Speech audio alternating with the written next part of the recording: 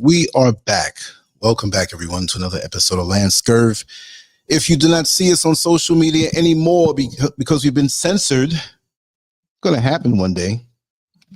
Make sure to come to Lancescurv.com. Man, what did I eat today? Make sure to come to Lancescurv.com, where we have almost 23 years worth of work there that can't be touched. You know, when we're on social media, on these different platforms, we tend to forget. We get territorial sometimes. These are not our platforms. They can cut and they can crop and they can delete and they can remove. They can do anything that they want. And we have to understand that we have now artificial intelligence. I don't think we realize how powerful this thing is. And the word singularity, well, it's a word that always meant something, but it's a word that means something that we most don't understand right now and what's about to happen. Some say it's not going to happen. Some say it will. Oh, Lance, you're such a conspiracy theorist. I know. That's what they said many years ago when I said something's going to take over this world and change the very way we live. And I got pretty detailed too. And I'm not saying I'm always right, but I'm always thinking outside the box. I'm not going to ever be a part of the sheeple posse. Never. It's always where I'm going to think ahead of the curve. And sometimes when you think ahead of the curve, you may come up with something that didn't really happen all the way, but it may be something where there's some overlap. You might not have gotten it right 100%, but you got it right 40%. And really and truly, I'm not trying to be right. There's certain things that I see. I'm like, I hope I'm not right on that one, but I see it. You know, come on now. You see that little 6-year-old boy that lives next door to you and some old man over there visiting, you say, that little young boy, I don't know about him. He don't look like he's going to end up too straight. And guess what? When he's sashaying down the block 20 years from now, I told you 20 years ago, I saw something different about that boy. But now, the world we live in. The reason why I picked this topic, it's been brewing in my head for a while. But I had a conversation with someone last night and earlier today. We were speaking about something else that pretty much stimulated me to come back with this one. I have a lot of topics that are on my mind that I want to talk about, abstract and factual. Okay? And the one we were speaking about was called NPC. NPC. And NPC stands for, what is it? Non-playable. What does the C stands for? Because they twist it around. But basically, let me go up to this article here and break it down for you even better and more. Non-player character, non-playable character, non-player character, or non-playable character. And they say here, this is it. The term NPC is typically used in online discussions, debates, or political discourse as a way to criticize or dismiss someone's arguments or perspectives. Basically a political thing. It suggests that the person is merely regurgitating scripted responses or adhering to a predetermined set of beliefs without engaging in independent reasoning or original thoughts. This is basically Trump followers. I'm not saying this in a negative way, because a lot of things that he says that I feel are true and right. But Trump followers use this term against Democrats and liberals to make them seem as though, oh, you're not really thinking. Because if you really had a head on your shoulders, you'd basically be pro-Trump. That's what it boils down to. And you're against them because you're following the narratives of CNN and these other liberal platforms, and you don't have a brain. You see, here it says in the article, it is important to note that the use of NPC as an insult or derogatory term can be divisive, and it can contribute to unproductive online interactions. It is always advisable to engage in respectful and constructive dialogue when discussing differing opinions or viewpoints on social media. Now, you know it doesn't always work like that. But non-player character or non-playable character, NPC. So they have these little emojis and little avatars that when they put them up, it means that that's what you are. You know what I mean? And this goes back to the gaming community from back in the late 90s. Certain characters are taken and lifted to make fun of people who are against Trump. And it's gotten so far where they're trolling people now. And they have to, you know, shut down certain accounts. It's really big. I didn't know it was this big. So how did I get to Singularity? Well, I always wanted to go into the whole Singularity thing, but they were saying over the weekend, Twitter responded by suspending about 1,500 accounts associated with the NPC trolling campaign. These accounts violated Twitter's rules against intentionally misleading election-related content. So this is a political thing. But in our conversation, we went a little deeper. And she was explaining to me that on that level of being an NPC, that we have many people in life that are non-playable characters. They don't have a mind of their own. They're walking around, bumping into walls, tripping over things, not literally, but just mentally. They don't think. They're soulless. And when I'm talking politics now, I'm talking about these people who are not thinking. They don't see. You can explain something to them in detail, and they're like, huh? What you say? You said what? If you're like, listen, I got to get to work. I don't want to be rushing too much. You said you ain't Russian. You're American. They're like on a whole. It's like, get away from me. When you see them coming, you can't even. You think like, let me just grin and bear it and just make this brief. The interactions that you have, and that's not a put down. I gotta say it like I know it.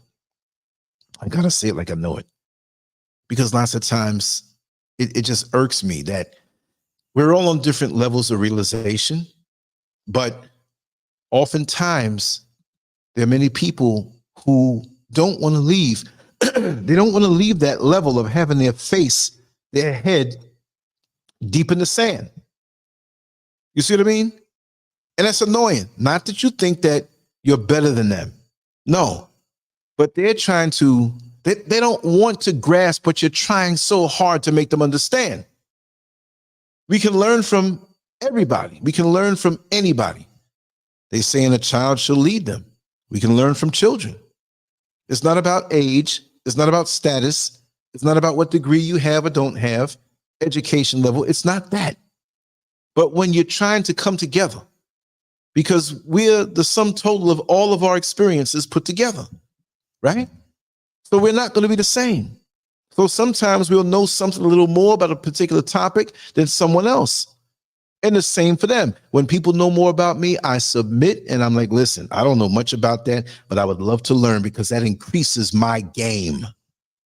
That increases my ability to have another conversation with someone else, showing that I actually know this. How am I going to learn something if I'm trying to tell you about what you know and I don't know it? We got people like that. They make stuff up and look stupid when they're around the knowledgeable ones.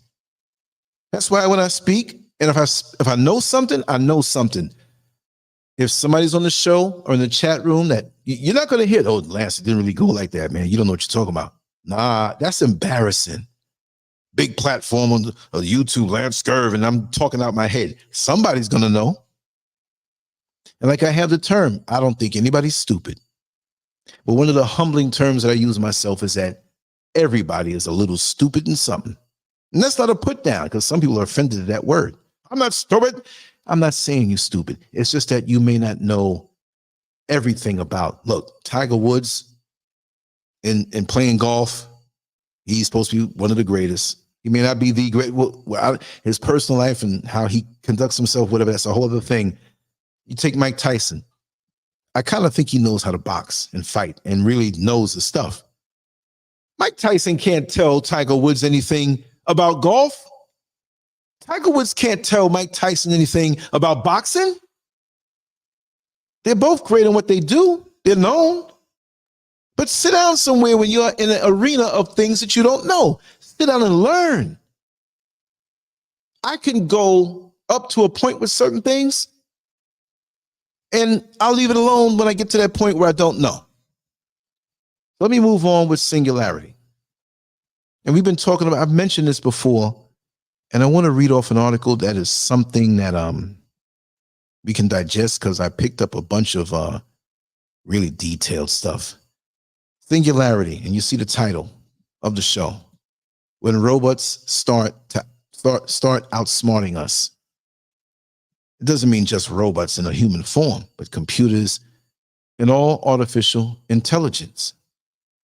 And it says, the title of this article, a scientist says the singularity will happen by 2031. Well, shut up, Lance, and tell us what it is.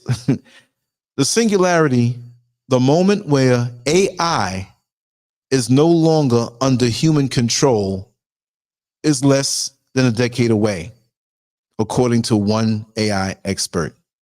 More resources than ever are being poured into the pursuit of artificial general intelligence and speeding the growth of AI. Development of AI is also coming from a variety of sectors, pushing the technology forward faster than ever before. Whatever they were doing with AI, say, for example, in 2018, let's just take that 1 year. From 2018 to 2019, right? They made advances with it. Most of us weren't even aware of it.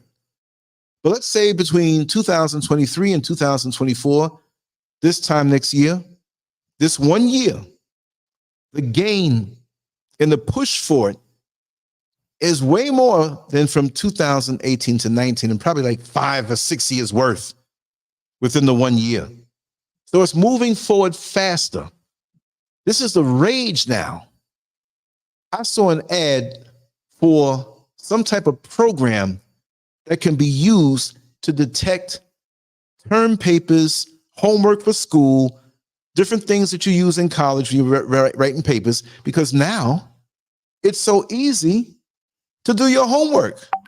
I need you to write an essay on this or this or that. And what do?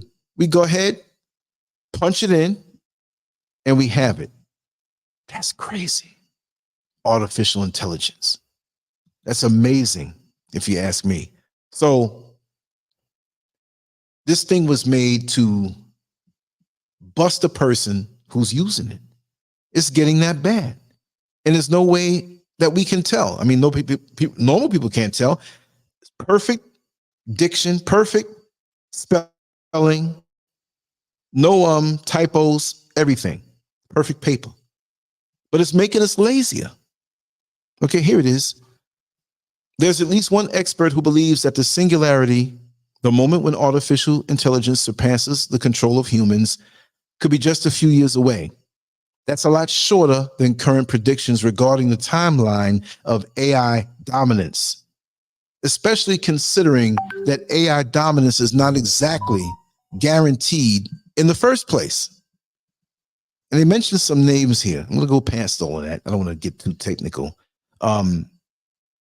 And they said the name of the guy and all this stuff and everything. But they say, whether you believe it or not, there's no sign of the AI push slowing down anytime soon.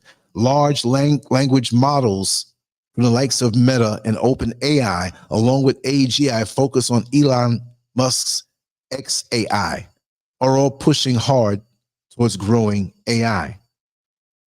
These systems have greatly increased the enthusiasm of the world for AGI. So you have more resources, both money and just human energy. More smart people, more smart young people want to plunge into work and working on AGI. But to me, that's like being the one to tie the noose around your neck before you jumped.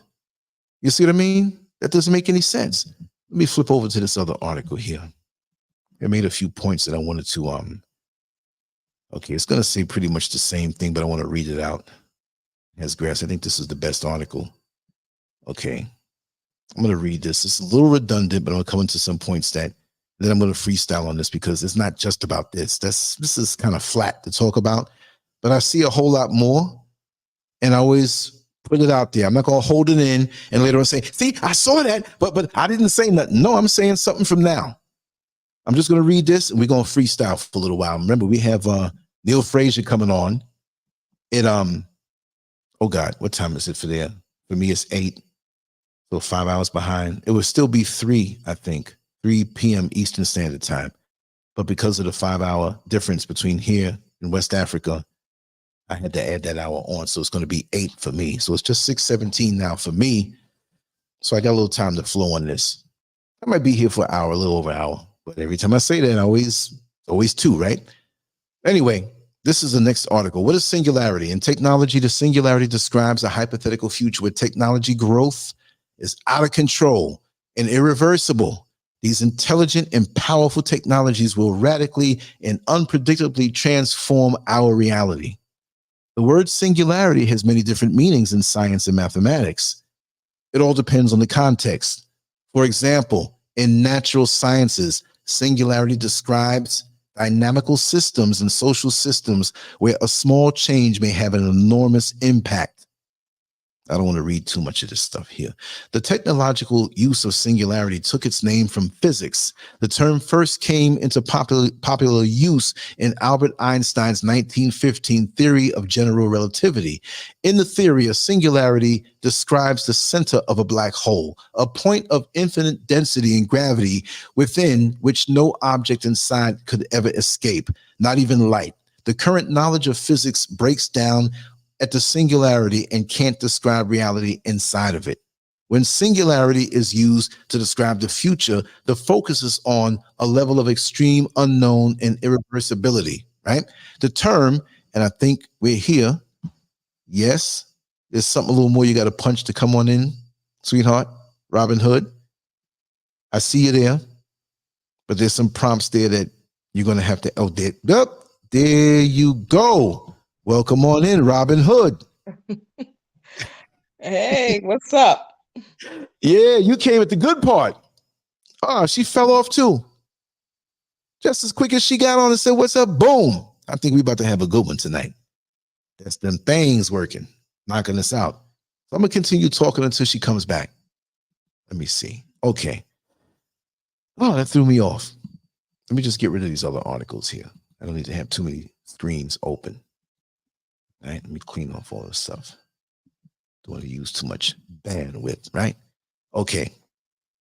Okay, I think I'm going to have to pass this one paragraph. It threw me off. Okay. Here it is. I'm going to say this sentence again because that's where I left off. When singularity is used to describe the future, the focus is on a level of extreme unknown. Okay. Yes, there she is again. Do what you did before, sweetheart, so you can come on in. I see you. There you go. There you go. Now you know we're live, right? Oh, I'm trying not to show my face. No, I can't see you. No, you got it just right. Stay just like that. Okay. And plus, I have a banner up that if you did show your face, I'd be the only one seeing it on the dashboard. But there's no way. Because me, as sweaty as I am, I'm not trying to show my face either. It's just one of them things, you know. Look good now and everything, but some days you want to show your face. Now I understand that. Robin Hood in the house. Hey, everybody. Yeah, everybody's here. See, the first time we did something together, there's no way you was going to go live. We'll just record it and put it up. But see, you're a veteran now. You with it now. You got me comfortable. I can tell you that much. You have me comfortable. That's the point. That's the point. That's why I have to be on top of what I do. I have to make you comfortable. Yeah. You can't have a good time if you're not comfortable. I know. I mean? You won't have a good show if people ain't comfortable. I'll tell you that much. Exactly right. But check it out. It's I spoke about NPC and what I dug up and found was basically just political stuff, right? Mm-hmm. But we're gonna go with that and combine this with singularity. And basically, I was reading some articles to give everybody an idea what singularity is, but it's the point where technology surpasses human capability and basically takes over. There've been a lot of science fiction, movies and stuff where the machines took over. Now we're the victim of machines. But I believe there's a little more to it than that. So Singularity is with all of this artificial intelligence, and this ties into what we were speaking about NPC in our way, beyond the political, and we have to go back to that. People who are followers, people who are nondescript, people who are soulless, people who don't think for themselves. See, NPC, non-playable, what's the other word with that? Non-playable, non-participating character or non-player character. I'm having brain farts with the word character tonight, but yeah. See, those are the people, as far as the Trump followers, and maybe Trump may say, you're a liberal, you're a Democrat, you're only spitting back what you see on CNN. You're only regurgitating what you see out there. You're not thinking for yourself, because if you were thinking for yourself, you wouldn't be voting for Biden. You wouldn't be a liberal or a Democrat. That's the narrative in the political world. But coming out of that, don't we have so many soulless non-entities who regurgitate stuff, who really don't research and think? We have a lot of those. Dangerous part. I think, you know what's crazy? I think all that starts in school. I know when I grew up, I didn't have anyone to communicate with. People, like my parents, didn't teach me much. They didn't teach me anything. So I had to solely depend on my environment to get information. So I would have to listen to people's tone of voice, their facial expressions, how I felt, or how I felt after the interaction. And that's how I got my information. But a lot of these adults, when I was growing up, they didn't have no real words of guidance. So they taught us what was supposed to be taught, and then we leave school, and then we still can't think for ourselves. So I remember one day I'm walking on my college campus, and I'm like, oh my God, I still cannot think for myself. It just hit me out of nowhere. I can't even make a decision. I don't even feel comfortable making a decision. Right. And I'm like, you know why that came to be?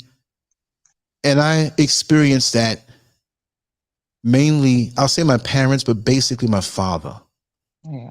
Because he brought me as far, manhood, life lessons, everything. But he wasn't up with the technology. I mean, he passed away in 1990 at 74 years old. So 10 years before that, at 64, 1980, he didn't know nothing to tell me about. Most people didn't even know about computers and the technology. So we find ourselves, especially when I'm a little older than you, a whole lot older than you, but we find ourselves not being equipped because we didn't have it taught to us from earlier in our circles. So now we in this technological world, but there's so much going on. And the nerds who are taught are the ones who are self-taught nerds who made themselves nerds, and nerds is not a put down. Nerds is a good thing. Yeah. I'm sorry. No, it's okay. You home. You home. Yeah. Yeah.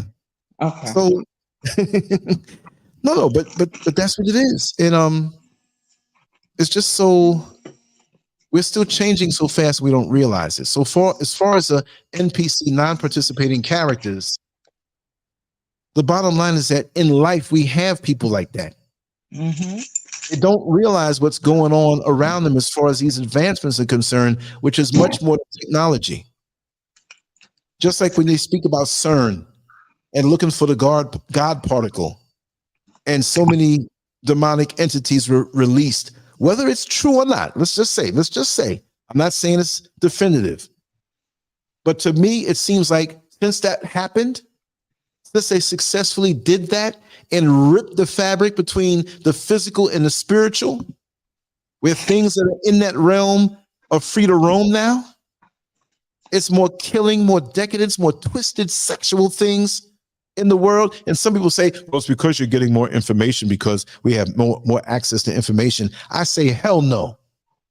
All of this stuff is happening too fast. Look at the last 20 years.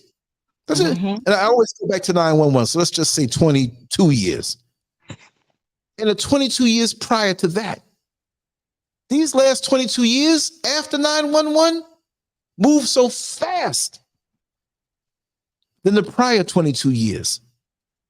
And we know in the last 100 years, and we don't even have to say 100, I could say in my lifetime of 60 years, this is a whole different planet, a whole different existence. We always had what they call sin. We always had people creeping. Yeah. We always had people stealing. You know what I mean? We always had haters. We didn't call it that. Oh, they're just jealous. We had all of those things, but it was in minute amounts compared to what you have today. It's all stirred up. When I started hearing this new term NPC, I'm like, okay. I said, what the hell does this mean? What is this about? So I had to analyze my interaction with people. I was like, it just had to make sense. I said, it has to make sense. This shit gotta make sense to me. I gotta understand it. So I'm like, I'm interacting with people, and it's like, ain't nothing but confusion. Oh, nothing but confusion, get overness, manipulation. I'm like, it has to be some truth to this, because the way people are interacting, they purposely making confusion take place. They're purposely forcing miscommunication to happen. Yes. So I'm like, only a person that doesn't have awareness and lacks a soul is going to move like that. That's the only way it makes sense. It made sense to me, because a person with a soul, to me, everything is just going to be a smooth interaction. It's not going to be too much mind games playing, because sometimes people just want to feel you out. They want to know where you at with your nonsense, if you have any. So I'm like, it has to have some truth to it, because these people nowadays, they don't care about anybody. It's all about what they could take from you, what they can get from you, and they're not reciprocating anything in return at all. Exactly. You can't even vibrate the way you used to, no matter what the age group. Just go back half a lifetime ago. You can't vibrate like that in the world anymore. It's a whole different world. You got to be careful with the eye contact. You don't know what kind of spirit you're going to download. You don't know if you're going to download something dumb that's not there. Have you ever looked at a person in the face and try to see the life in their eyes and you can't find it? They got no soul. They have no soul. And they purposely put in these people people in your life to distract you. Because I be feeling like Fantasia. If you don't like me, don't talk to me. If you don't like me, then don't talk to me. You're like, leave me alone. You're just coming into my reality to bother me. You're just bothering me now.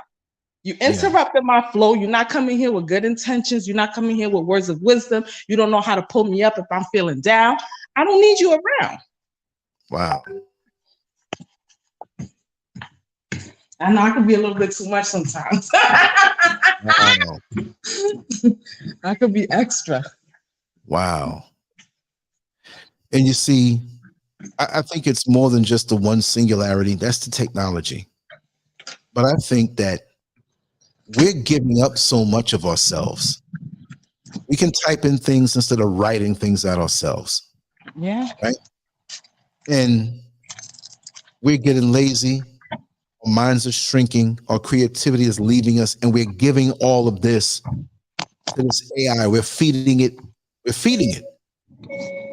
predictable. It can predict us. Just like a little child can predict what their parents going to say and lip sync it when the parents is in the next room. Say, I know my mommy's not going to let me go out inside and play. I'm going to ask her, Mommy, can I go outside and play?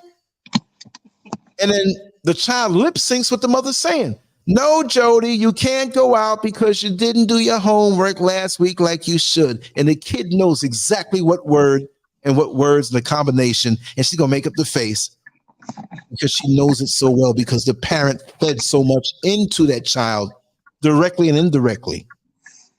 So artificial intelligence has been sucking us up for the longest time.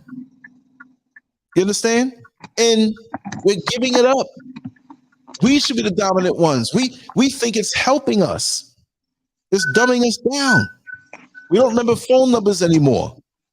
I can remember the first phone number we had when we moved into Queens, 659-7839. And the one that I had, 718-322-9815. That's forever seared in my mind. But I can't remember phone numbers like that Now I can, but I gotta be repetitious with it and keep going. You know? So we've given up so much. I think on a spiritual level, something has combined with artificial intelligence. I think it's infested with some type of negative spiritual energy. You know what I mean? And it's going to turn on us in a very bad way. We got all this other stuff to worry about. And we're using this thing for convenience. And I do feel that aside from, say, for example, when you call a phone now, you can't get to somebody directly. And it's annoying. Push 6 for this. Push 5 for that. You know what I mean? I think I want to speak to a human. Right? And then now we go to a supermarket and they may have one live cashier and the rest automated. They say they're losing jobs now.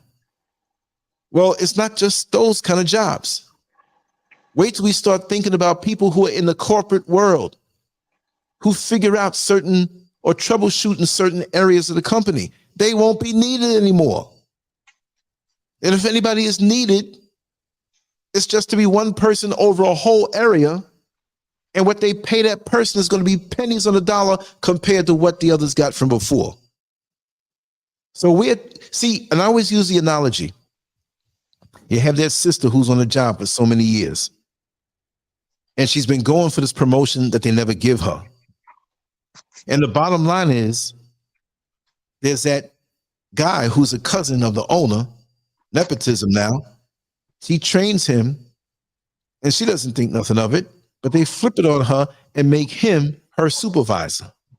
And he don't know half the stuff that she knows. And he has to keep coming back to her, but he's getting the money, and she never got the promotion. So that's what it's going to do to us. So it's not just a cashier at Walmart or a kiosk or a bank teller. It's going to be so much more than that.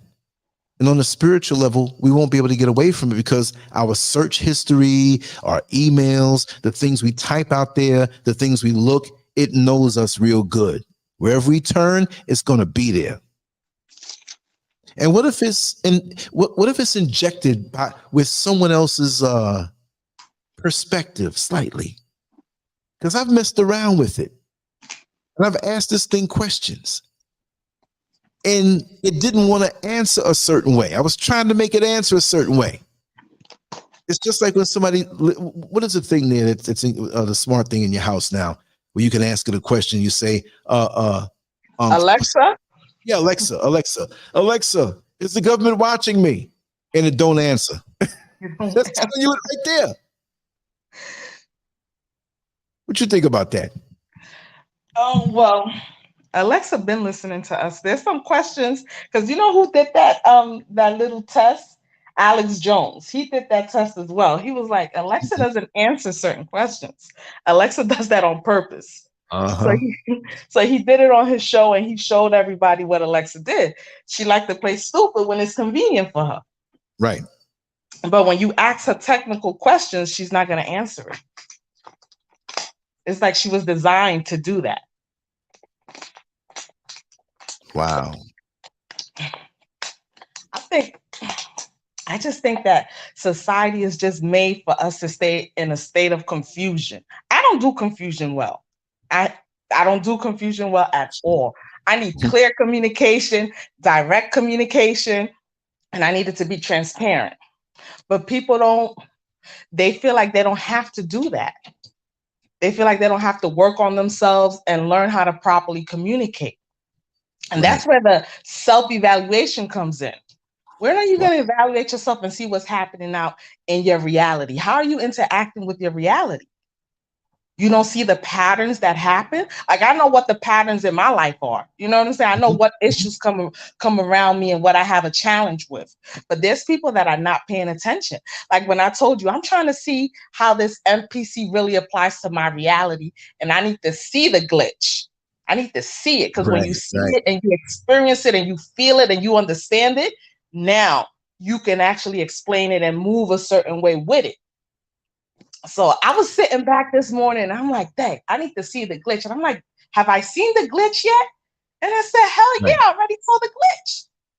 So remember, I told you I listen to you and somebody else on YouTube. So it's crazy because she has less followers than you. I'm like, she's up in the 10,000s, you know, up in around 50,000 or something like that. And I'm saying to myself, Lance has about 100,000, over 100,000 subscribers. Yeah, So, 117 is frozen again, and I'm oh, losing every day. So yeah. But that's okay. That's what they do. so Just saying.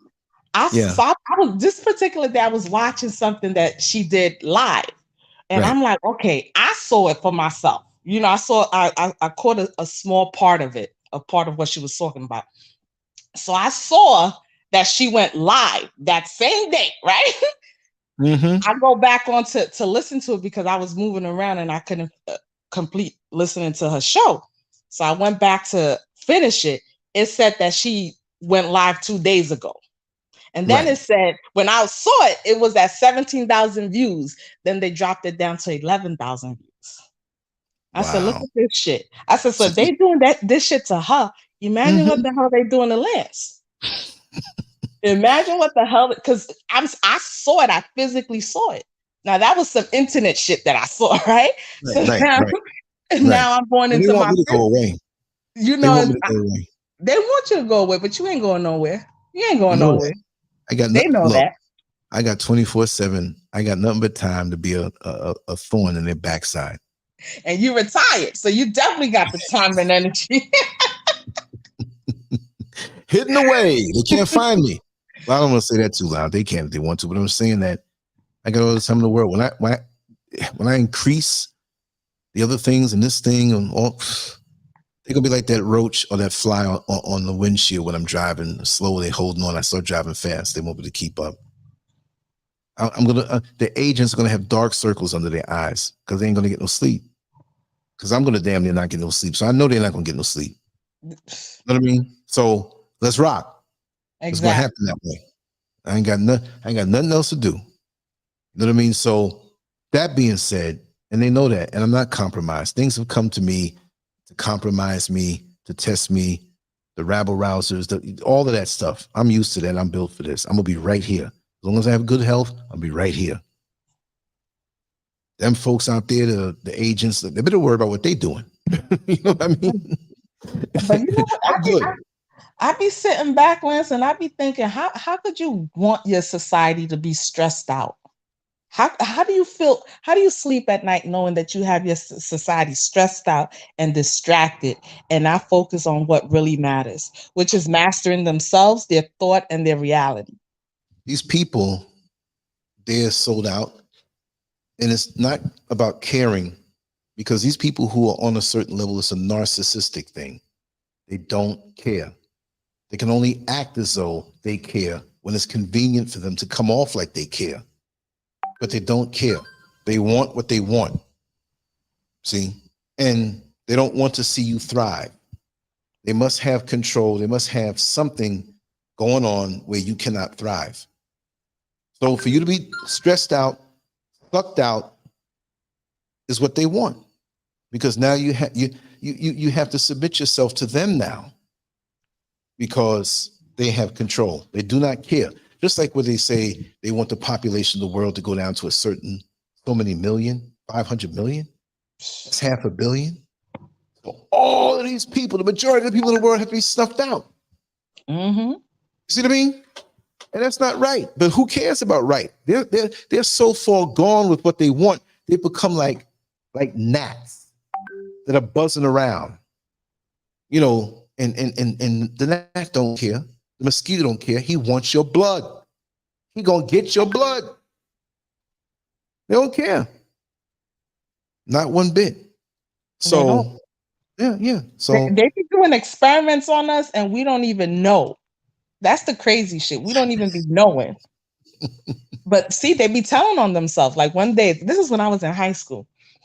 So I'm in the train station right there on 14th Street, Union Square, waiting for the train, I right? missed the train station.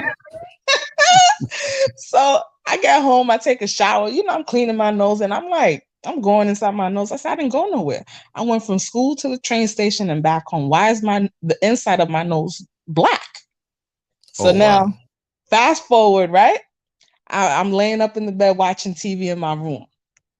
It's the news. Channel 7 News says, "Oh yes, they just released a chemical. They released a chemical in the air to experiment to see how society was going to react to it." I said, "So That's that's that what right exactly." I said, "So that's what the fuck they did. They released that shit, and I was there when they released it, and that's why my nose was dirty inside. It was black." there. Right. Right. Wow. And that's the least of it. That's just something that I could verify because I remember, I remember they be playing with our memories. They Mhm. be playing with our memories. They keep us tired, working long hours, paying bills, doing this, doing that, causing Mhm. confusion, Mhm. Mhm. This just is to why. keep you distracted. But see, those are the epicenters. Like those are the high points. Those are the places where, like New York, right? Love it. I'm a New Yorker to the day I die. Yeah. But those are the epicenters, meaning that that's where you're going to see it the most intense. Miami, Atlanta, Chicago, Detroit, LA, these major cities, Dallas, Houston. It's going to be this peak in these places. That's where you're going to see these things trip off even more, and it dissipates the more you get into nature. But these epicenters are spreading out. So even if you don't see tall buildings everywhere, Mm-hmm. cell phone signals, the signals of whatever they're putting out there, the drones, nature's not nature anymore in most places. It's compromised. Sometimes when I don't get a signal up where I am, it makes me feel good. See Okay. what I mean? Like I like my internet signal, but at the same time, what else is baking me? What else is cooking me like a microwave? So sometimes it's like, okay, I can deal finding a spot where I don't have a signal. Where I live, I can get it. A lot of places up here can't get it. I don't want this world taken over by technology. I want to get away from it. I don't want to be around the people who are taken over by it. The systems that are coming, this digital, the digital cash, the digital dollar, Yeah, all of that this stuff. cryptocurrency. Yeah, where they control. You can't put your hand on it, but they can control it. And I got down with cryptocurrency, and then the whole thing locked. And I got some money out of it. And a lot of other people got more money than me. Look at that. It was good while it lasted, right? But Mm-hmm. oh well, we have these issues. So okay, I'm not messing with you no more. I put X amount, and I got a whole lot more, and I'm good. Do you want to come back? No, no, no, no. I put money in stuff that I probably never see. People probably pocketed the money. Count your losses. Move on. I'm out of that. I don't want no part of it.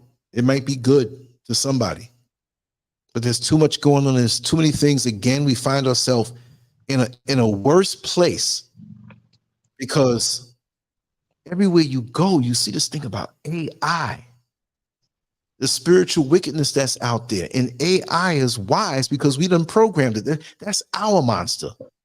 We didn't create it, but we fed into it. You ask it a question, it can tell you things just like it's a human being. It's like, whoa. And so who's programming this? We are, but who's really guiding it? Who has the upper hand in it? And we're hearing this now. And it may be just like back in 2000 where they say, oh, at the year 2000, the computers are going to be reset and planes are going to be flying out of the sky. I understand that. I wasn't on that. I watched out for it, but Mm-hmm. it didn't make sense to me. But this thing here taking over so fast, and it's faster than what most people can realize. We hear it, man, it's some old futuristic, but no, that is now. It's happening now. You can't get away from it. It's not just some information on the computer because it's going to be very hard to operate in this world. This thing is going to be aggressive because it's going to be programmed to do so. It's not something sitting there waiting for you or for you to push a button. Once it clicks, there's going to come a time in my mind, and quote me on this, where AI is not going to need us anymore. We're needing it now for the small things. Yeah. Just like when social media and the internet and the smartphone came around, it was something so nice. Now it has dominated our lives. Our emotions now are invested in this thing. Our love lives and our sex lives and everything, we're giving it up. But there's a spiritual element to it that we don't realize. Just to freestyle a bit, we're giving it up. The spiritual element, look, men who hundreds of years ago burned for a certain woman and had to talk to her and date her and court her and all this stuff. It wasn't just to get that thing. He wanted to have a woman. But now we got guys that act like they hate real women, but they'll go home and stroke themselves to porn, get an orgasm, and they're done. Yeah, because everything's online. I don't need a woman no more. Get this thing and imagine, and I'm good. But when you're doing that, there's a spiritual element to it in the glitch, like you say, because we're going to go there with that. Because if you understand that there's a spiritual level, what entities are around you when you're stroking yourself? And what energy are they taking from you? Artificial intelligence now, they're creating women and men, the images of it. And they're very appealing. I ain't gonna lie. I was waiting for something to download. I was scrolling down on my phone. I said, man, that's a very attractive woman. And she was wearing less and less with each picture until she got down to the bikini. I said, wait a second. Something wrong here. She's too visually perfect. Let me look into this. The shading it was a little off. I got a good eye. And I realized it was artificial intelligence. So how is it that it can create something so appealing to me? Because we fed into it something. They're making the imagery now, this demonic porn, where demons are having sex with women. It's coming out now. It's not just technology.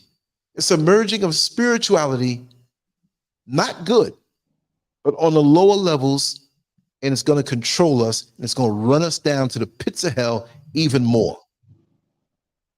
Our souls are very soul. This ain't church talk. We're talking the real deal now. We have an energy about us that's going to go on beyond this plane. This is why, getting back, we're going to get down now on what you were saying about the simulation and how you don't really see it, and you need to see the glitch. To me, the glitch is that thing that not just physically, but symbolically, you see out of the corner of your eye, and then you turn your head to look and it's not there. That glitch is that feeling that you have as you move about your day, where you can feel the presence of something else, where you can feel something's wrong, but you can't really put your hand on it. Something's off.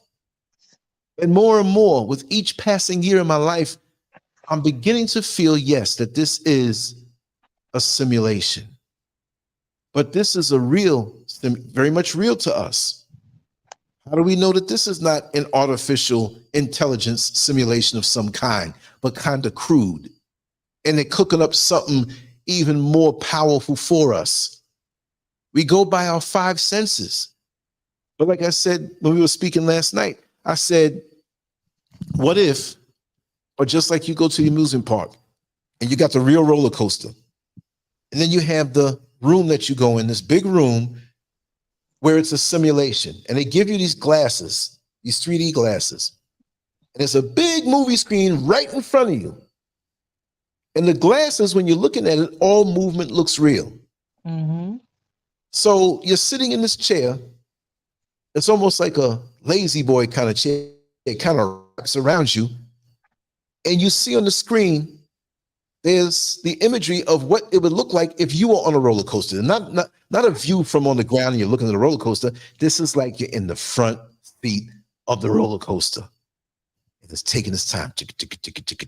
And the glasses make it seem real. And the surround sound, you can hear it. And the seat, when it starts to lean left, the seat leans left, right in pace with what you see on the screen. And then you drop, and it leads you forward.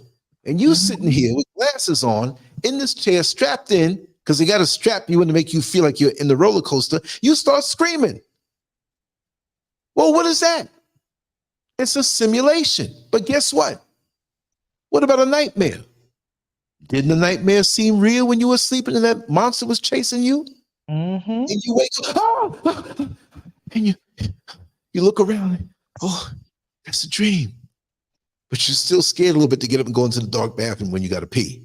You know, let me put the lights on over here. You know nothing's in there, but subconscious mind is still caught up in that. Just to make sure. Turn on that light. Exactly. It's a simulation. And we see what we can touch. Even our bodies possibly can be the simulation. Because don't you know, and I'm not saying this to you because we all know, people transition. And we go to a funeral service if they do the traditional thing, and we say our farewells to this body that has no life in it. That's the suit that that person wore in this simulation of life. You have a vehicle, a truck or a car. You jump in the car to drive it. The car ain't you. The truck ain't you, but you drive it on the highway. Your car or your vehicle is on the highway. You don't get out and walk on the highway. It's very dangerous. So you have to put on that suit of a vehicle to get around. So when you park the vehicle, we don't say, oh, Robin Hood is gone. We don't have funerals for vehicles because you got out the vehicle. It's real in this simulation, but that's how it works. So where do we go after we get out of this body? I can't tell you that exactly how it's going to go. But when you come out of the movie theater, isn't that a simulation that you submit yourself to? You submit your five senses to that? It looks like a good movie, and you can't wait to go. You want to go to the movies this Saturday? They got that new Godzilla out. They got that new whatever out. Special effects look dope. Because that sensory simulation, it gets to you as much as you allow it to, but it's a screen in front of you and they have the sound and you say, okay, I'll give you a few dollars to sit down in the seat in the dark movie theater and submit my mind to the simulation. And you don't say it every 5 minutes. This ain't real. This is fake. That's just a movie. Those are special effects. No, you want to be stimulated in that simulation that you know is not real, a real simulation, because it's the special effects that get to your mind, but you submit to it. It's a way of getting high. Some people use weed or methamphetamine or cocaine to get high. They're still walking around, but they're affecting their brain in a certain way to having a different experience than you who are not doing the drugs. But that's a partial simulation. Well, coming into this world, more and more, I'm beginning to see that it's not what it seems. Because the next suit of a body next to you can smile and want to bring you down. So now we get into the spiritual warfare. And me and you have talked about this on numerous times. That's the real deal. Because you don't know who's around you. This is a simulation and it's deception involved with this. A smile doesn't mean that a person is for you. Saying I love you, women know that. Oh yeah, he told me he loved me at the end of the first date, but he kept looking at my boobs. What do you think that is? Deception in this simulation of this world, which is training you to go higher in your awareness of things that the naked eye can't see. So if you go by the smile, oh, he's a nice person. He's my friend. Do me a favor. I don't feel like getting up and buying lunch for us. We're in the job right now. Here, take my card and my PIN code is blank, blank, blank, blank. And just go on in there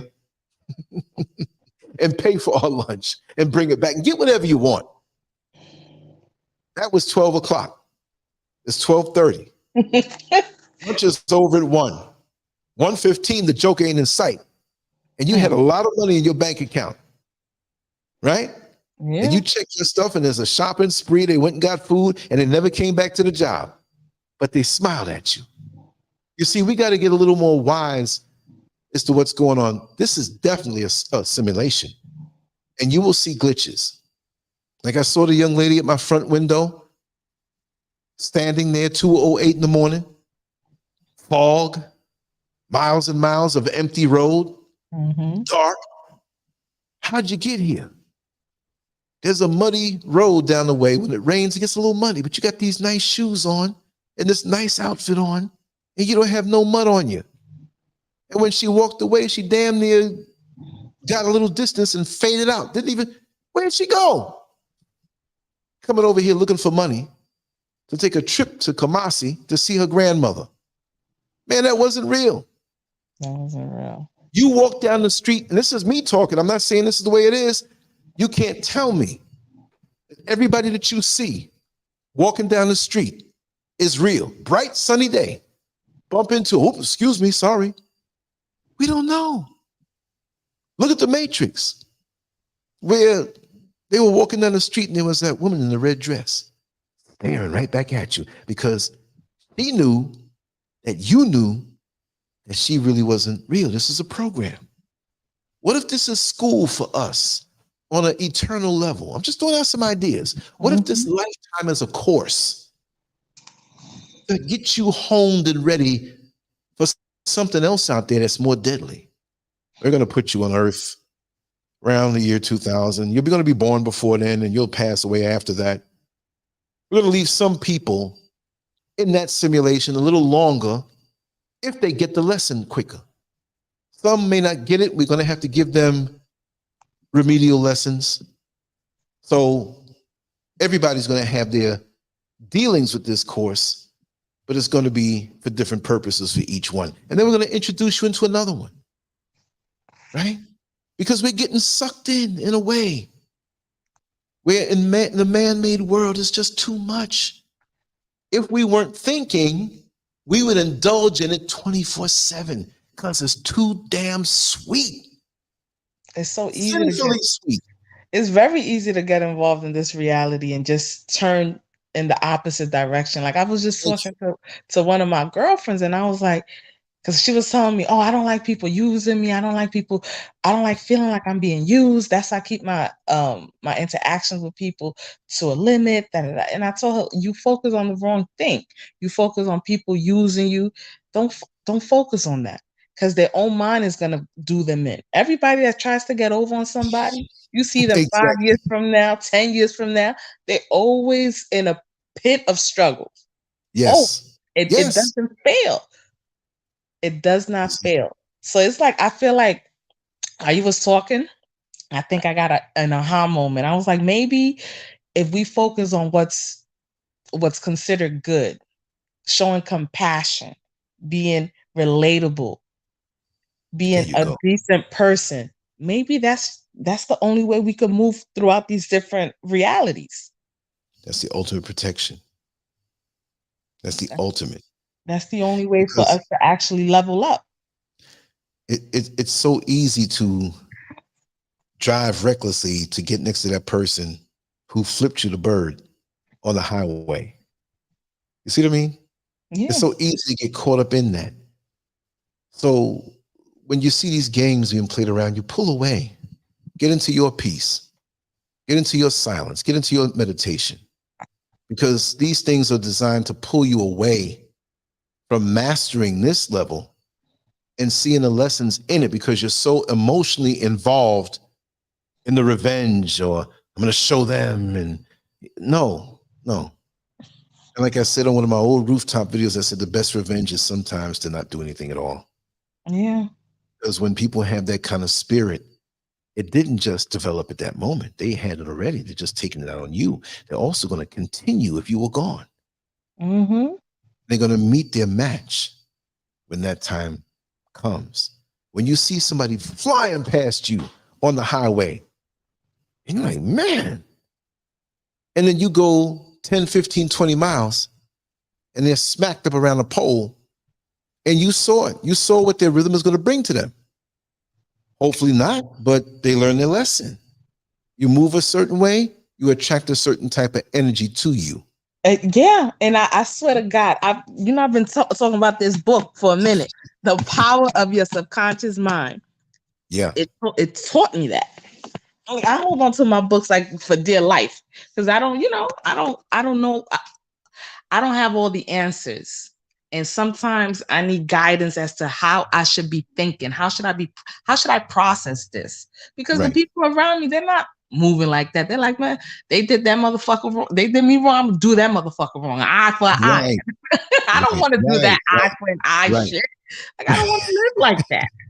Because they control you now. Yeah. They control you now because you have to get their eye. They got your eye. But even if you don't get their eye, they might go blind. They might lose a foot. You see what I mean? Now there's a way of protecting yourself. You're not gonna let people just walk up to you and just get away with stuff. Yeah. It's your divine right to protect yourself. And just like the force matrix, you know about that. You go one step higher to eliminate the threat. You can get in trouble if you're a law enforcement officer and you go 3 steps higher. That wasn't warranted. So you have the force matrix on a spiritual level. But it's not about elevating, it's about regressing. Let them throw the punches. Just don't give them nothing to hit.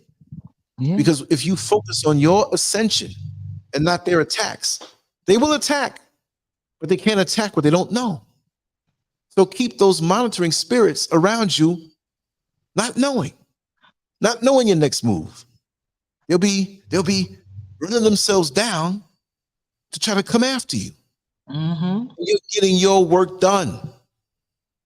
Like they say, they have all these memes on social media. When you build in silence, the enemy does not know what to attack. And that's what it is here. Because most of us in this life, we want attention. We want to be seen. We want to be honored as the best. And I am this and I am that. We want to hear good words about ourselves. That's okay for a little bit. You know what I mean? That's okay for a little bit. But that's going to be your doom if that's all you're seeking. Yeah. You see what I mean? The public acknowledgement, like I spoke on it last night. We want this public acknowledgement. The more and more that I'm learning, I'm not scared of things like that. I'm just saying it like this. The more and more I'm learning, the more scared I am of attention. The more and more I'm learning about how wicked this world is, I'm not trying to bring any attention to myself. Yeah. I'm trying to pull away more and more and more and more because stuff is flying around out here and they latch onto you when you have a certain light. I'm going to shine my light. I can't help it. I'm not going to push it up in people's faces. Yeah. You know what I mean? Sometimes to get through, you got to act like them. Let me tell you something. I was walking down the street late one night, and this was on Sutphin Boulevard below Archer Avenue. And I was walking toward Liberty Avenue. I name drop for people who know the neighborhoods and stuff, right? It's a long time. This might have been like 1980 or something like that. It's a long. I know I was about 17 years old then. Oh, you was a baby. I was a well-versed baby.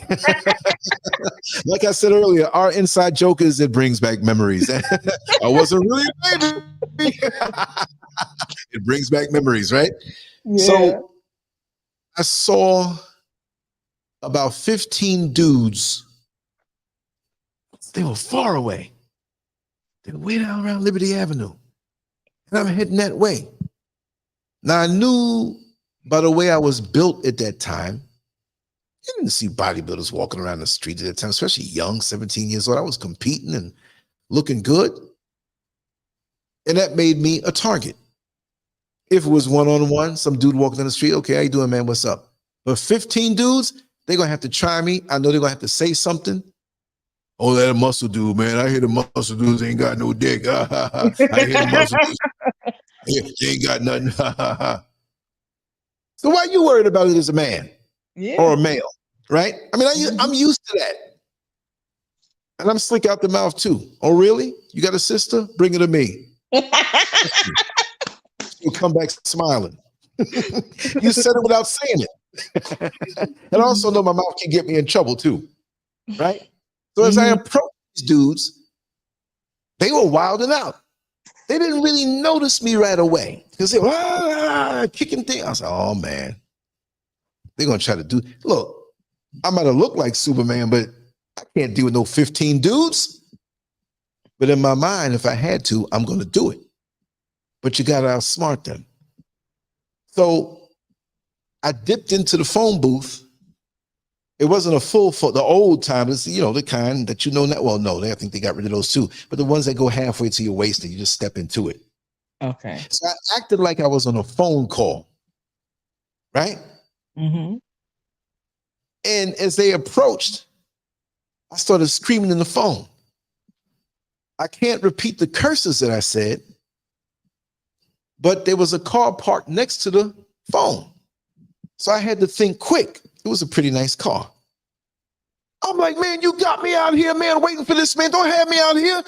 I got this stuff on me, man. The cops can come out here and get me. Where are you at, man? And where's my money? I know where you are. I got them things inside my car. If you want it, I'm going to bring it to you. The dude started crossing the street. What the hell is this? Right? Uh-huh. I said, yeah, I'm alone. I got niggas on the rooftops right now. I got to protect myself. They started looking at the roof and they got out of there. I had to think. I was always a thinker. Yeah. They think it was a drug deal and there was some dudes up, which you're not supposed to tell. But I acted like I was pissed off, like you hold me up. Man, I got money to make. Of course I got protection. You bring yours too. So now all of a sudden I looked like something else. Forget the muscles. They were thinking guns and shootouts and whatever. And long after they walked away, I made sure to keep on going. I said, I'm not just going to stop and walk away. They're probably going to say, hey, he tried to fool us. But what I'm saying is that perception is everything, but your perception has to be increased and deeper. Certain things that used to put fear in me, not fear like, but you know, a little fear, like apprehension. Like, I got to watch out for this. Yeah, a little concern. No more because you conquer these things. Mm-hmm. But we're in some type of experience. This life, okay, put it this way. Billions of years, things have been around before we got here. Does life stop when we leave? Does the amusement park stop when you leave and go home? No, it keeps going. Other people come into it to enjoy the rides and the experience of eating the cotton candy and riding the bumper cars and the roller coasters and going up to them things real high that drop you down and other things I ain't getting on. I'm not getting on those things. I value life too much. This simulation, I value it while I'm in it. I'm experiencing it. I'm enjoying it. I'm making it where I can enjoy it more and more, but it does not last forever. You can't take the rides home from the amusement park when you leave the amusement park. We can't take our car. We can't take our house. We can't take our body. Never forget that. This is a simulation. If it wasn't, we'll be able to take stuff from this level to the next level, but the only thing we can take from it is the enlightenment and the wisdom which may be scrambled and just embedded in our soul. So on the next level, somebody look at us, oh, he's an old soul. I don't know why, because I'm trying to figure it out. Where the hell am I now? The same way when I was born. Mm-hmm. Come out the womb and you get smacked by a white man. Wait a second. Is this the racist simulation? Am I gonna have to deal with my skin? Right? You're right. You're right. But you know, and that's the part where I'm like, I'm kind of iffy about, is this a simulation? Is this not a simulation? But then it's like now as I'm growing each day, I'm starting to see that, yeah, there's something to this reality. There's something to this reality. And it's like, I'm being more observant. I'm watching out for things more. I'm paying attention. I'm trying to see the glitches in things. I'm focusing more. And it's like, the more I start connected to the more I start getting connected to the higher power, it's like, the more distractions. Because I had to step out real quick during the live. And I said, I just told this bitch that I'm going on live. Why is she calling me? I just told her I'm going to. Exactly. And she calling me. I'm like, oh, I just told her this. I know she heard me. Yeah. And see, these entities vibrate low. They can act like they are vibrating high, But in this amusement park of this life, in this simulation, they are there to test you. Mm-hmm. This is an aptitude test, this level. You go, look, this is you're going for a certain job, or you're even going into school again. You're going back into college. Oh, I've been out of college for 15 years, but why I got to take English? Why I got to take this? Because we have to make sure that you're up to par with that.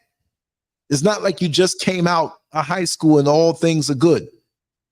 You got to take these remedial courses. The next level comes. If you F up on this level, you're going to have to take remedial courses. There's different categories we have to conquer. Yeah. How did you control do you control your emotions? Well, you're not too good in that category, but you're good in, were you frugal with your budget?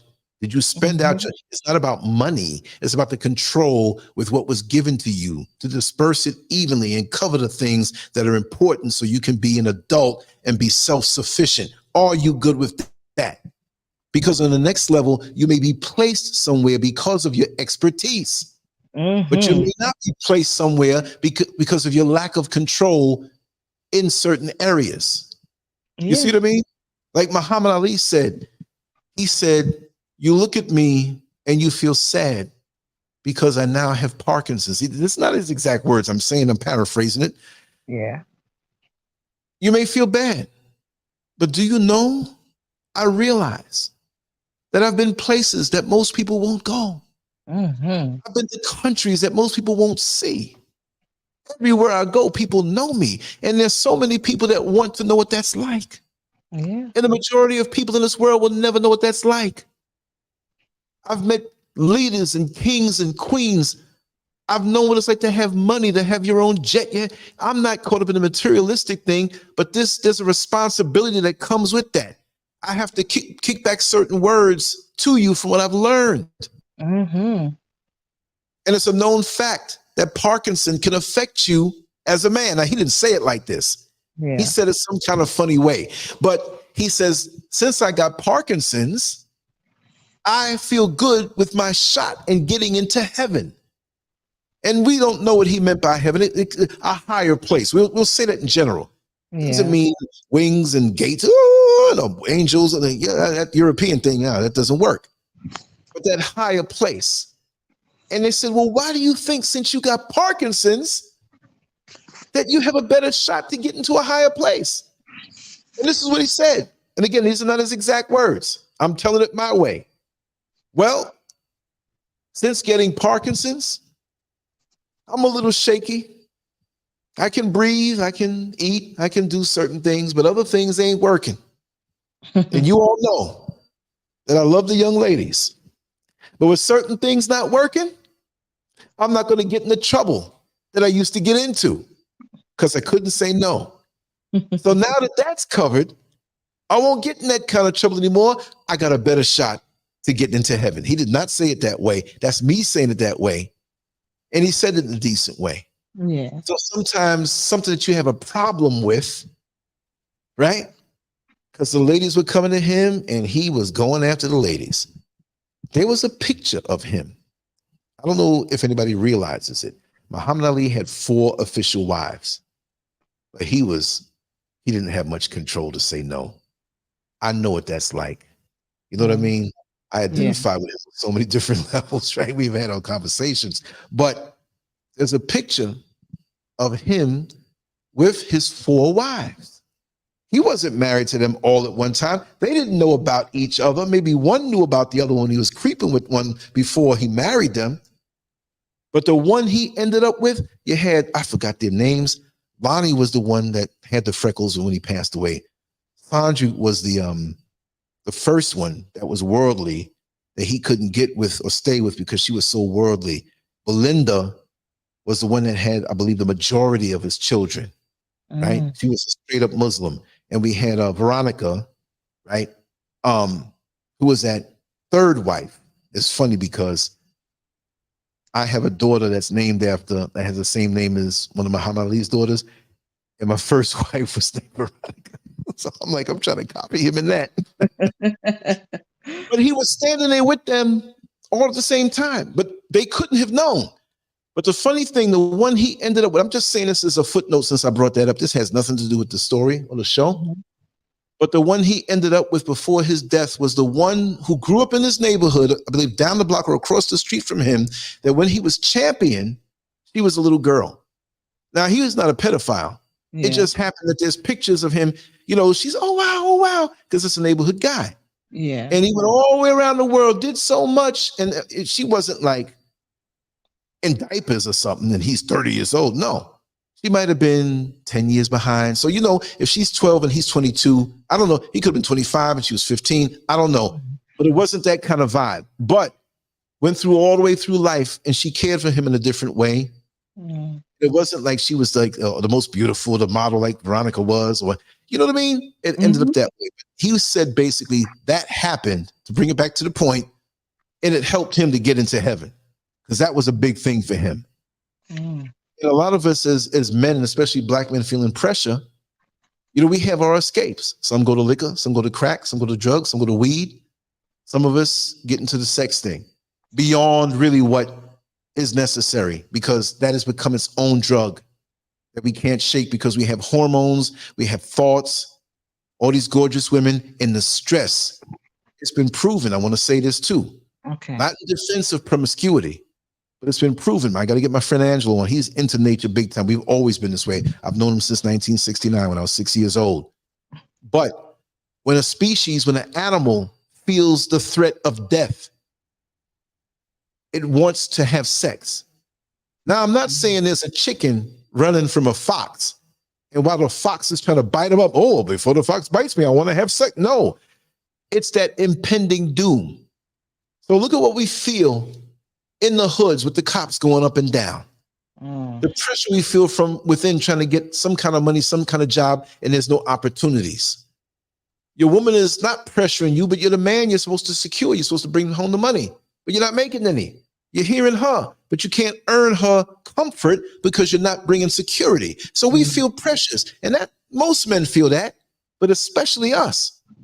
So with all of these pressures, what do? We escape either to the substances, or we see that next woman over there who wants to offer some comfort, and we can't say no. That's not everybody, but that's a whole hell of a lot of us that don't realize it. See? But anyway, back to the simulation and the glitches. I don't know if the things that I've seen were a glitch, a rip, a tear in the fabric of this simulation. Yeah. I don't know. But all I can say, I always tell the story about me and my friend Carlos driving down the block late one night after we went to Brooklyn and helped this young lady that we know. We smuggled a washer and a dryer up to her apartment. It was kind of a high rise. I don't know if you know Brooklyn that well, or if you're coming down Linden Boulevard and you just cross into Brooklyn.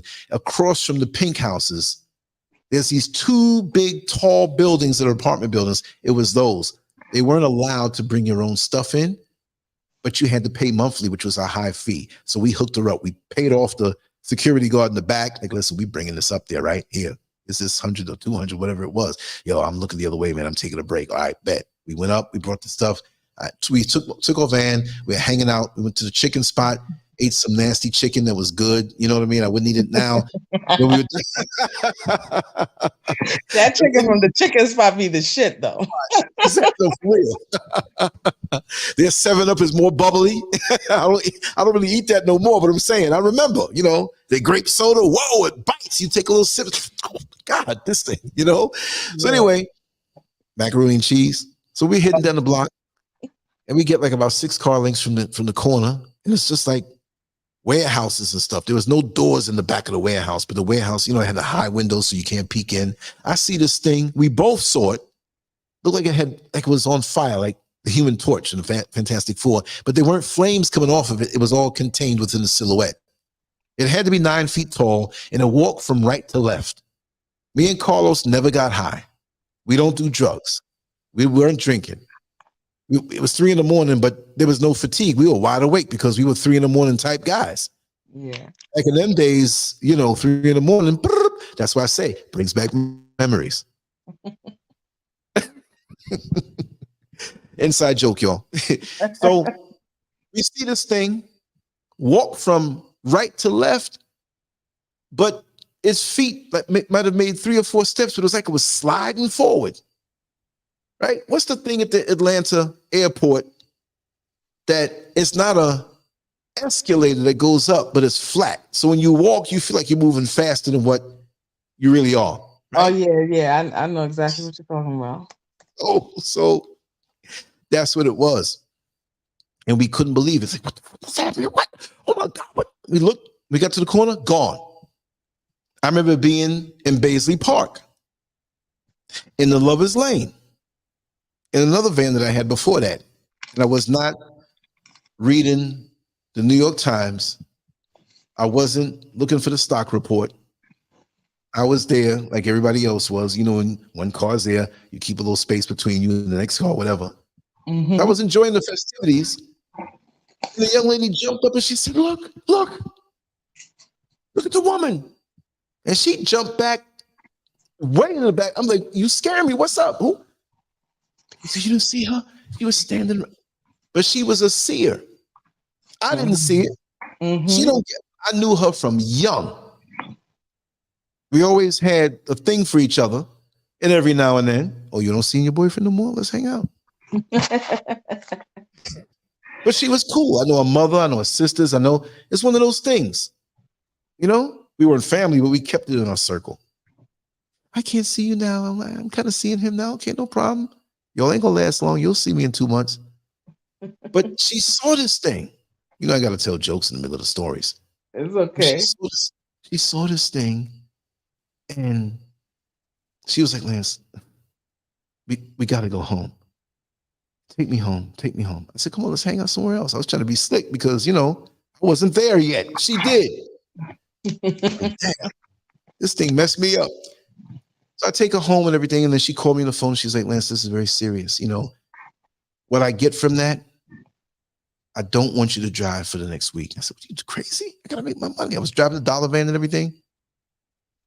And there were dudes out there ripping off guys, and one got shot, almost died, his guts all over the place. And I used to love to drive at night.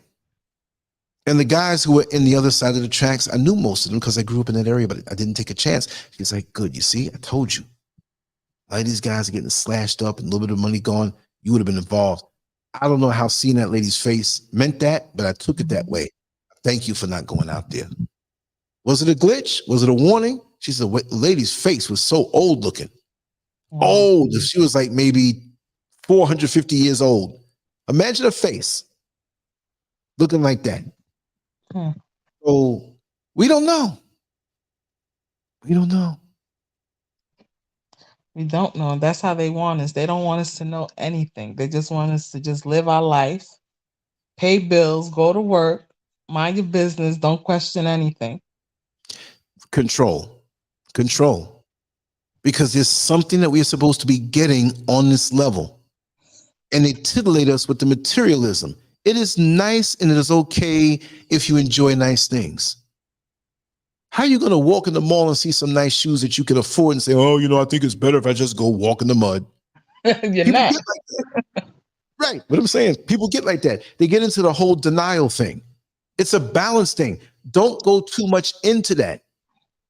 Don't get so much caught up in your possessions where you can't let them go.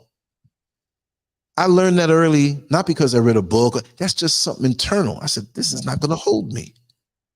I can enjoy it in the moment, but I'm not going to let it hold me. It was one of the strong points of me being able to leave America. This narrative where, why you won't go out there? Why? Don't you like? I have the ability to let go that makes me very powerful. I have the ability to let go of anything. Wow. The good people in my life, it's going to be hard, right? And they don't want to let me go. But I'm just saying, whatever's trash, let it go. If it's bringing you down, let it go. You can have a Bentley drop top Rolls Royce outside and be so much in balance on a spiritual level that it doesn't own you. See, we think we own it. We don't own it. If we're out of balance, that owns us and we're trapped. And we don't learn the lessons here that we're supposed to learn. See, that's why this is a simulation. You go to the beach, but you're not going to go way all the way out where they can't see you no more. Enjoy the little bit of beach that you can, and soon it's time to go home. Rhythm. You sleep, you get up, You nourish yourself. You drink nourishing things. You go about your day. You go to earn your money. We're in this system. Well, look. Isn't the man-made world a simulation?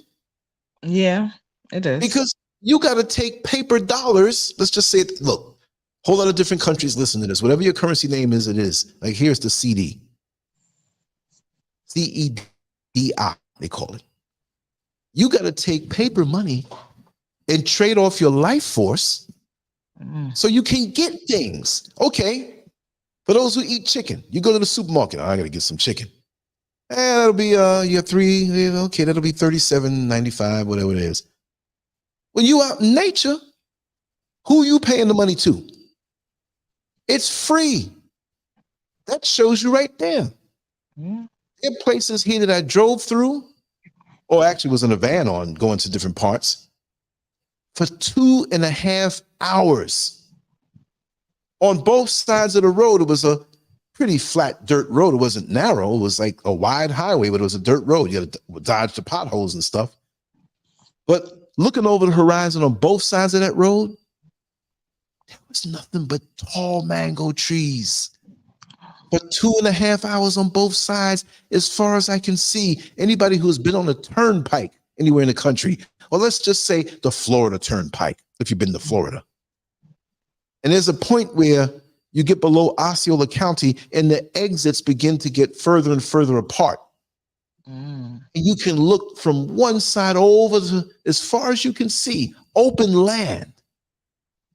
And then you think to yourself, if you're a little deep in your thinking, most of us have thought this. How can they say the world is overpopulated? Look at all this land. I'm looking for miles. Exactly. How can they say this? Where there's places where there's no civilization still. Exactly. So I'm sitting here for 2.5 hours looking at all these mangoes. And of course, we had to make certain stops and get some of them. I couldn't take them all. But then again, there's somebody in America in the cold weather who's paying a whole lot of money to get one mango, and they had to go work for somebody else to get money, dead money, give their real life force. And I'm out here in the motherland looking at more mangoes that can fill up more Walmarts that are in existence. This is a simulation right in your face. The animals don't got no refrigerators. I can say the animals don't have refrigerators, but ironically, if you say it that way, it's more effective. I'm going to say it again. The animals don't got no refrigerators. But you know, as you talking, I'm like, what is it that they want from us? You got me going through all these changes for what? For your what? Life force, your salvation and your life force. You have the ability to climb up out of this thing. This thing is stuck with itself. It can't go to the next level. So you have to give up your spirituality in this matrix. They suck from that. Like I said, anything where you can give up your life force, even if it's anger. People will purposely want to make you angry. It's food for them. I'm not saying the people themselves, but the spirit in that person that's trying to get you there. Yeah.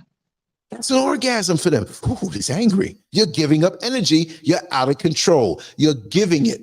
And you're not going up. They're keeping you down, vibrating low, because that's the only place they can get you. These entities can't get to you when you're vibrating higher, when you're aware of them, and you don't react to the tricks that they do to try to trick you off and tip you off. Tick you off, rather. Yeah, because that's what they do. They want you to get emotionally entangled in this. Yes. So even passively and subtly, they want you to watch the evening news. Vladimir Putin says that World War III is inevitable, and he has the nuclear capabilities of reaching America to home. There's the submarines off the coast of all of this stuff. This is like foreplay for them. They're getting themselves roused up off of our fear. See, and we're getting more and more naked as they try to seduce us with fear. Oh yeah, I got them scared now. That top button is coming off. Oh yeah, I got them scared now. They left titty is hanging out. Ooh, let's just keep getting them scared. They'll be out of the clothes and we'll have them all we want. Yeah. And we've fallen into it. Running around. And like I said, I'm into being prepared because things do happen. But if something happens so crazy, we're not getting out of it. Okay, am I going to let that mess up my day? Am I going to let that mess up my existence in my life? I kind of move to the side on this earth to minimize the chance of me being a target in one of them places. Mm-hmm. But if it does hit somewhere else, it's going to mess up the water in the ocean. It's going to come right over here. I'm not getting away from it. You see what I mean? Yeah. So your mind has to be, I just don't want to be around the energies of the mass amounts of people who are sheeple, that rhymes, who I got to deal with now, who going to run up in your house. I'm not saying you. Mm-hmm. You say, here, take my money. Here's $3,000. Yeah, no, I want that burger because the supermarket's empty. The people become the enemy now. Yeah. Because they're not prepared. They're walking around like zombies, not thinking, not seeing. I'm not saying store up all the food in your house, whatever. They might drop a bomb on your house. What you gonna do? See? But within yourself, it's a spiritual battle. They want you vibrating low with them. They want to take away your connectedness to the higher frequencies that's going to get you up out of this simulation. They can't leave. They're maggots. Low vibrational maggots. I'm not throwing off on people that I know, or anybody here, but there are people out here, call it for what it is. You can't embrace everybody. You can't be nice to everybody. You're going to compromise yourself. Yeah, that's true. How many times have you compromised yourself and you come home feeling rotten when you were smooth with it? You might have had your headphones on with some music going on. You're walking through crowds. You see disgruntled people, but that's not your issue. Mm-hmm. And before you know it, you're paying for something in the department store and they're telling you it's much higher. And you're like, this is what's on the tag. That's what, and you're arguing with them. And they mad at you because they see how good you have it within yourself. And they're stuck on that job and can't go nowhere. Yeah. They got a doodle and ain't no toilet paper in there. They know that. They're frustrated. You know what I mean? Yeah. And there's a lot of people that live like that. They don't know how to find their happiness. Mm. They don't have any techniques to keep themselves balanced. That's the key. But you know what? This world that tries to pull you with materialism, pull you with the desire for promiscuous sex that never ends. It's not the wholesome thing. The wholesome thing is good. Or you're seeking status and you're seeking this acknowledgement in the world. They don't give a damn about you. They chew you up and spit you out. Yeah. I'm having a real conversation here with you that I share on YouTube. Or I'll put my thoughts out and guess what? I don't go back. I don't even listen to them no more. I say what I say at the moment. And that's I don't look how much hits I got. I'm getting popular. They manipulate that too. That's why they're trying to discourage me. Yeah. I'm talking anyway. Before YouTube came into existence, ask all my friends. You got Jack Griffin that comes through here, Kevin Clark that comes through here. There's a lot that don't even show their face. I've been this way all my life. I'm not doing this for no show or whatever. I know you make the pretty graphics and all that. I know that. It's a production. I understand. I talked for 2 hours last night. I thought it was going to be about an hour. I thought I was going to struggle with an hour. I was well, for 2. For 2 hours. Look at that. I was tired. I didn't feel tired after a while. I felt good. I feel good. I knew that you would. Yeah. I don't have to be anybody else to be on this thing. I just got a microphone in my hand. That's it. Little equipment, whatever. That's what I do. I can talk every day. How do you do it? Well, don't you talk it? I'm not saying you, other people. How do you do that? Because I'm not fake. I'm being myself. Yeah, so it's easier. Yeah, right. One time they flew me up to 2009. In February, they flew me up to the College of New Jersey. I think it used to be named Stanford University. It's a girl there that was part of the African American Student Union, and I was on Black Planet heavy and just drawing and writing. I had interviews done on me, but There was no stuff like this. So she wanted me to come there and speak. I'm like, me? Little old me? And we did. I just got no video of it. It was nice. I brought the camera, and the girls said, I didn't know how to operate it. So that would have been nice because I was speaking like 3 hours. Wow. Supposed to be done in an hour, right? It was supposed to be about the artwork, but it became something where we were speaking about life. And so then it became a one-man show. So we were talking, interacting, just like we're talking now. Like, oh my God, this is so good. He's telling it. Because see, these were young ladies and young men who, at 22 years old, they were preparing to be like scientists in different areas of science, right? So these are the kind of kids that finish high school at 13, them kind of brains. Wow. So, and they came from affluent families, you know, most of them, to afford that. The young lady, she was from Nigeria, who organized everything, and the administration saw my stuff and the stuff I wrote. They're like, no, we can't. How do we justify? You know what I mean? But they did it, and they pushed it through. And even some of them were sitting there and said, oh, we thought he was going to be a whole lot different, because they thought I was a card-carrying member of every radical group in America. So her father, just to tell the story in an interesting way, she was from Nigeria, but she was going to the school. And her father was deep into the Nigerian oil, which is booming now, but back then. So she was so down to earth. And I was like, wow, you follow me? You know, I'm just a bus driver. And I'm playing around. I know that's my job, was my job, but jobs don't define me. So she's like, yes. And I showed my father everything you do. And he was, and I was thinking, you know, your father probably a billionaire. You know, he could throw a brother a couple of ducats over here. You know what I mean? And then she would, when she picked me up at the airport, there was this brand new Benz. Now I'm not hung up on that, right? Yeah. So I moved out the way when it stopped in front of me. I moved back, and she's like, Lance, you're not gonna ride? I said, oh, okay. They didn't have Uber back then. So I hopped in, and I was like, man, you know, I didn't say anything, but I was like, this is she's in college, and you know, where you getting this money from? So she was telling me about her father, and her father had the big ego. And he had to make sure that she had a brand new different Benz every year. Oh wow! You are my daughter. You deserve the best. I need you to go to the dealership. It is already paid for. Just go, tell them your name. Everything is taken care of. Say, whoa, trade this in and whatever, or give it away to one of your friends. I'm like, I'm your friend. So, you are my friend. Was that Sylvester?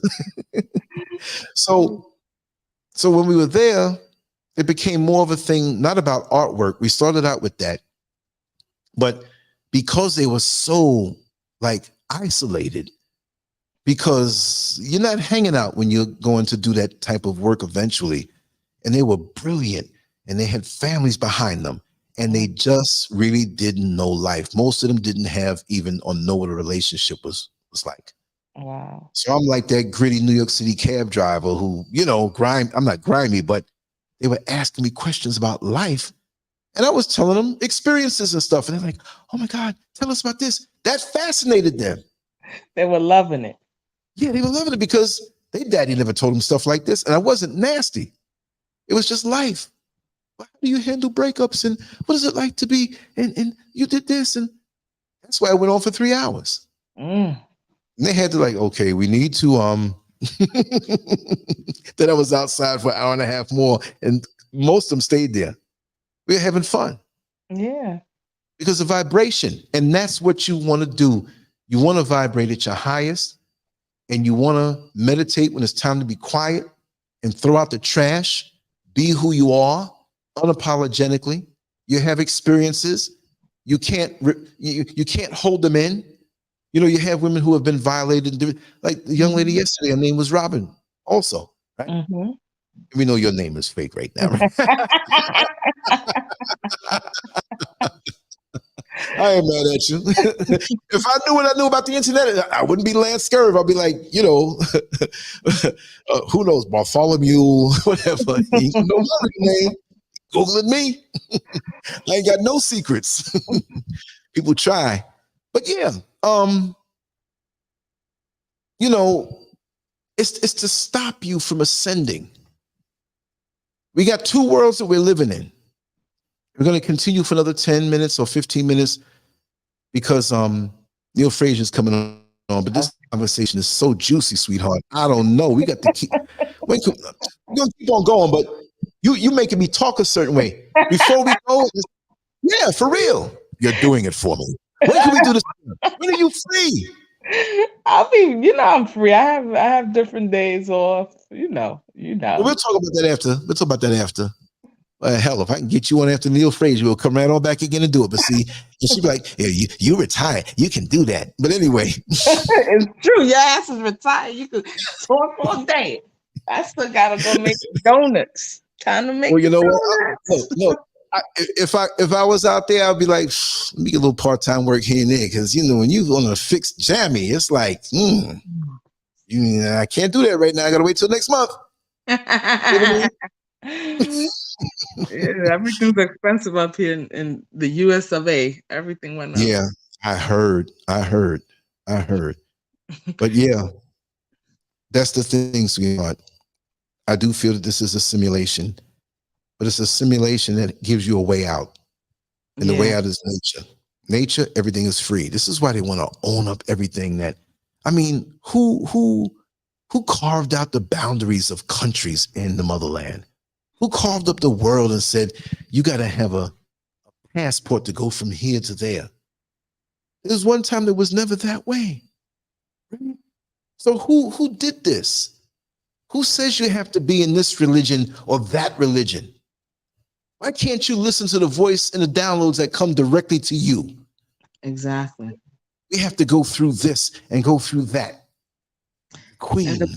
And the problem, you know what else is a problem? The biggest problem, Lance, nobody likes to communicate. They don't like to tell their experience. They don't like to share their life lessons because they don't, they made mistakes. So they don't want their life lessons to make them look foolish or look weak. So no one likes to talk. I don't think you think that about me because I tell it. Like I say, we all have had one-ply accidents when we thought it was two-ply toilet paper. We've all slipped through the paper and got something on our finger. Exactly. All of us. So don't front. So I'm at that point right now. I'm not going to carry the baggage of wearing a mask for you and wearing a mask for this one and holding masks like groceries and we can't even vibrate and enjoy life. No. I'm not going to be crude if I'm around a dignified crew. I'm going to be dignified. If I can be real and say what I need to do, we say it in different ways. That's the art of communication and being able to vibrate with the atmosphere around you and being able to assess the atmosphere around you so you can communicate effectively. People who know me and I get up somewhere to speak and I'm speaking in front of a dignified whatever, I did little speaking gigs and stuff. They're back there laughing. Like we know he really want to say this, but look at him being all cool. Look at him. I'm like, listen, I'm gonna start laughing. You're gonna make me laugh if I look at y'all because I want to say it a different way. But we can see nature and we've been taught to shun nature. And nature is our salvation on this level until we're out of here. Yeah. Because we don't have to pay a mango tree any money to pick a mango and eat it. For those who eat chickens, there are a lot of chickens running around in the wild. I couldn't believe it. Even in not the city where there's just hotels and it looks like somewhere in New York, but on the outskirts. I'm walking down the street and there's this guy and he's, I kind of knew him. We were walking the same way. So we were walking and doing small talk. I said, hey man, I see all these chickens running around here. Who's letting their chickens run around like that? And he was like, well, maybe half of them somebody owns and they run around. He says, but pretty much the other half, they're just wild. Wow. I was up on the balcony the other day and I see something rustling in the bushes. I had to look through the trees. And I look, about 6 or 7 chickens running around. Wow. Free. Didn't have to pay nobody for it. I'm just saying, it's there. It's there. The fruits, the papaya, the mangoes, the pineapple, everything's there growing. So I got to go now. And so to get out of having to trade off life force for dead money, you're giving away life for something that's dead and killing yourself for it. Yes, I'm still in the system. I still need that. So I have Cash App, PayPal, Zelle. I have all those things to help out because I'm on a limited income. But still, moving there in that way to be closer to nature, meditating. And let me just tell you something. That was a conversation, and I know she would not mind me saying it. I'm going to say it in a general way. You know, women have issues sometimes with their monthly heavy cramps and stuff. Yep. And this young lady had tried so many different things and it didn't help. She had received some natural stuff, a certain type of tea and another substance that was natural, no nothing added, that was powdered down and mixed together. No more severe cramps. Look at that. I mean, it was extreme.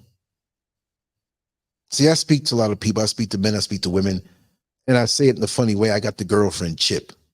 There's a lot of young ladies that I talk to them close to, they forget that I'm a dude. And they're like, oh, you know, my period so-and-so. Because I'm not coming off like a dude like, hey, girl, whatever. We talking. You can talk to me about anything. I'm not the guy who's saying, hurry up, but you in there shopping, taking so long. No, I'm like, well, try this one. I think this one might fit a little better. I'm like one of the girlfriends. I'm not no homo or nothing like that. But you know, you spend quality time. Exactly. I like that. I like to relate. So that's something that if she can forward me that information, I'll put it out there. You know, and she's in Africa.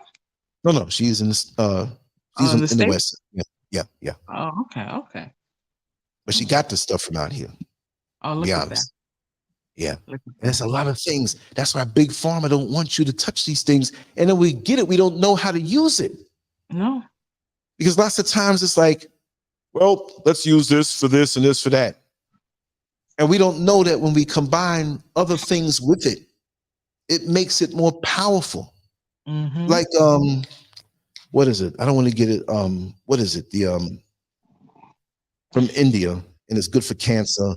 And it's oh God, turmeric. Oh, I found out that when you add, turmeric is great. But when you add a little bit of black pepper to it, it puts it on steroids. It works better. And I'm not saying a whole lot, just a little bit. Like 1/10 or 25% when you add it. So some of the herbs, you have a dominant and you have two other smaller ones added to it, and it turbocharges it. Why aren't we being taught this kind of knowledge in school? Why aren't we taught about our bodies and how to maintain it and how to relate it to nature, but we're taught not to know anything but go to Walgreens, go to Dwayne Reed, CVS. There's no connection there, just a bottle. Now, if you're in pain, I'm not going to say not to take it and leave, but learn how to do the things that grow out of the ground for free so nobody's prostituting you and your money when you're sick. They're prostituting you. Your lack of knowledge and your ignorance. They're using it against you to get rich. And in the schools, are not going to teach you these things. This is a simulation to keep you under control, to profit from you. For those who can't ascend like you can, they want you thinking that death is transition. When you shift from first to second gear in your car, second gear ain't death. You don't stop. You're in a different gear. You can move different. You can move faster. Fifth gear, you zooming. They can't do that. So they want to keep you in this and suck from you now the very force that's going to pull you up. So you can't be thinking straight. You can't be thinking higher because they can't go higher. They can only copy you and try to fool you like they got the answers and keep you dumb. And they don't have any answers. Exactly. You really, you have to do the basic thing, which is work on yourself, journal, meditate, eat right, think positive. You really have to think positive. You have to know how to control your thoughts. You cannot let your thoughts dictate your mood and how you're going to move. That's right. That takes a lot of self-control. It does, but it's like a muscle. You deal with it from early, or even if you don't know how, nobody taught you, you can get it. You know, you can learn it. Yeah. You can be it. You know? So what I'm going to do, sweetheart, it's 9 minutes before we go on live with Brother Neil Frazier. And I'm going to send him. I didn't even send him the link for the show, so I had to go into another screen and do this. So, oh man, I don't even want to end it. You know what I mean? It's like summer vacation when you're a kid. Like, man, we have a good. What? We gotta go to school next week. You start feeling all funny. You know, it ended too fast. But I love these kind of conversations. This is what I like to relate and have the real conversations. Yeah, Just not this. You know, you gotta know how to survive out here. You have to know how to survive out here because there's too many attacks coming our way. Too many. And you'd be surprised. Like when I be talking to people, I'll be like, are you aware of this? Or have you paid attention to this? I've heard you do too much. You do all that? I'm like, yo. Wow. Or like, oh. Yeah. People, there's a lot of people that they're just lazy thinkers. They do not want to think. I've heard that. I don't want to think. Yeah. They don't want to pay attention to anything. Well, you give me the last few words, the last 2 or 3 minutes before we sign off. And I'm coming right back on. You know, he's coming right back on. So, you know, anything you want to say before? Or was that it? That last little bit you said, was it right? No, I'll say my last piece of words, you know, my last piece of words of wisdom. Just know that a lot of the things that you're experiencing and that you're seeing is a distraction. Know that you have to stay within yourself, stay focused, stay strong, that you are going to see your way through. Focus on your observation, focus on your consciousness and your awareness, be able to see the patterns in your life, and know that whatever answer you're seeking is going to come to you. And just stay positive, keep hope alive. And if people ain't talking the way you need them to communicate with you, cut them off, because they're just going to be a distraction and a waste of time to you. Wow. Robin Hood. Hey. Now you know that's a fake name. We guess who you Is her name really Robin Hood? No, man. You know how we do. The names have been changed to protect the innocent. Yeah. Thank you so much. I'm gonna give you a call in a little while. When Neil gets on his flow, I'm gonna drop you a little quick call. Okay. And I just want to thank everybody for being here. We're gonna sign off for now. Just sign off and come back on. We'll be back on in 6 minutes live. Brother Neil Frazier. And always check out Lancescurv.com. That's where everything is. If because of censorship and them wanting to get rid of me on social media, you'll find everything there. And that's almost 23 years worth of work, which is almost a quarter of a century. Let's gun for that. Yeah. And so if singularity really happens to us, hold your head. Don't give too much of yourself to these technological platforms and things that we use, because it's a trade-off and there's a spiritual element to it that they're not showing, and it's not anything good. But Robin Hood, thank you so much. And thank you so much, everybody, for being here. I love you all. We'll come back in a few minutes, and I'm going to hit you up in a little while, sweetheart. All right? All right. Take care. Right? Okay. Take care. Bye. Brings back memories.